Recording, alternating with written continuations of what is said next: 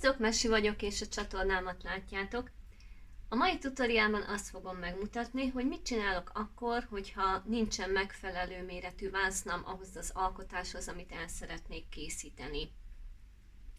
Van viszont egy dobozom, amelyben Ciprusról hoztam haza különböző dolgokat, és úgy ítéltem meg, hogy ennek a mérete pontosan jó lesz nekem, ezért ezt a dobozkát be fogom most vonni egy textil mintás tapétával, és ez lesz most a vásznam, illetve az alkotásomnak az alapja. Mindjárt mutatom is, hogy hogyan. Magic ragasztót fogok felhasználni a tapéta felragasztásához. Azért ezt, mert észrevettem, hogy ez nem csak nagyon jól és gyorsan ragaszt, hanem száradás után egészen keményre szilárdítja a papírt, úgyhogy ad egy plusz tartást majd a doboznak, könnyebben fogok tudni rá dolgozni. Lássunk is hozzá!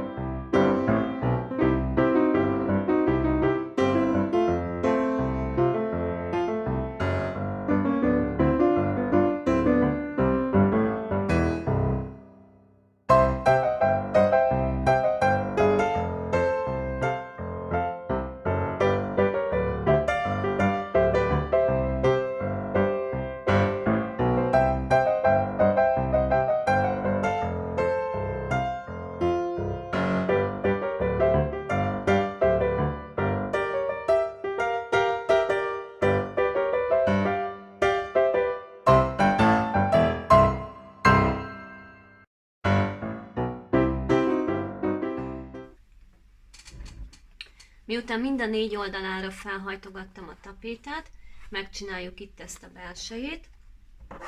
Következő módon egyszerűen csak bevágjuk, ugyanúgy, mint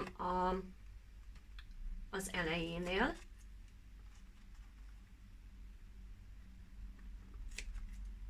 És ráhajtogatjuk erre a kis dobozra. Remélem, hogy jól látszik.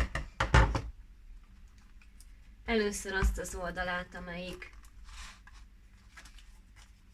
amelyik jobban takarja, mert ott még fogunk egy kicsit manipulálni vele, és azt oda is ragasztjuk rögtön, majd a végén ráhajtjuk ezt a másik oldalát.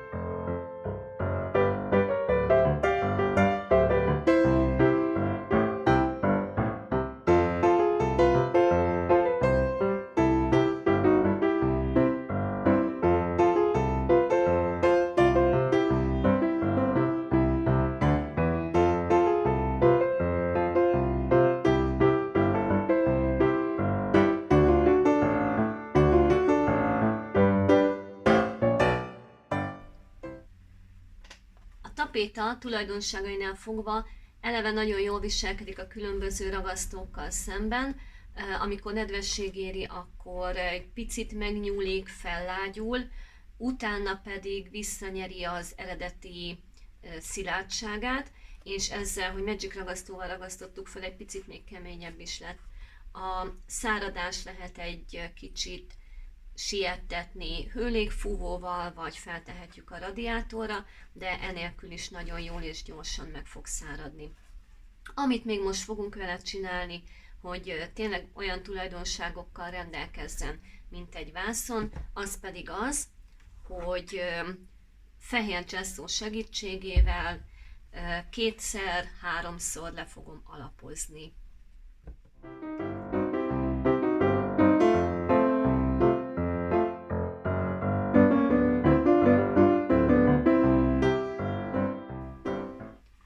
Háromszor alapoztam le a vásznat, és igazából szerintem nem nagyon lehet különbséget észrevenni egy gyárilag vásárolt és az általam elkészített vászon között. Amíg a száradási időkre vártam, addig remek ötleteim támadtak.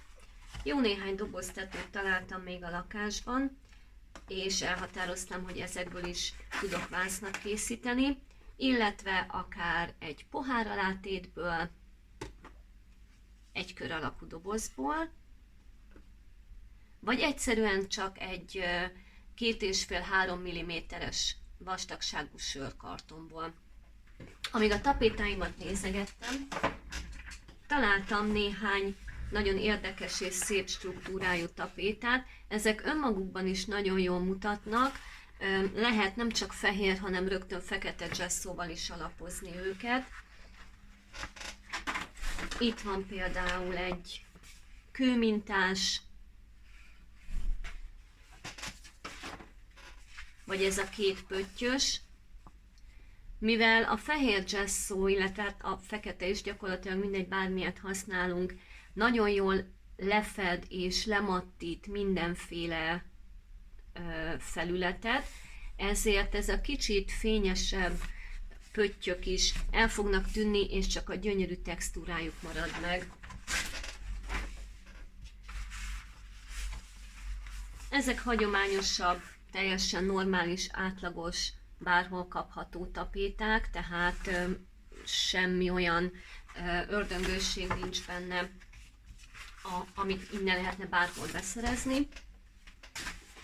És ami most a legjobban megtetszett, és igen megmozgatta a fantáziámat, az ez a betűs tapéta. Ugye látszani fog, mert ez egy nyomott. Nem csak a betűk vannak rá nyomtatva, hanem eleve struktúrált az egész, és tervem, hogy készítek ebből is különböző vásznakat. Remélem sikerült megmozgatni a fantáziátokat. Hogyha igen, és készítettek ti is saját vásznat, akkor mutassátok meg nekem a Facebook Creations by Meshi Creative Community oldalon, töltsétek fel az alkotásaitokat, én nagyon kíváncsi vagyok, hogy mit hoztok ki belőle. Sziasztok!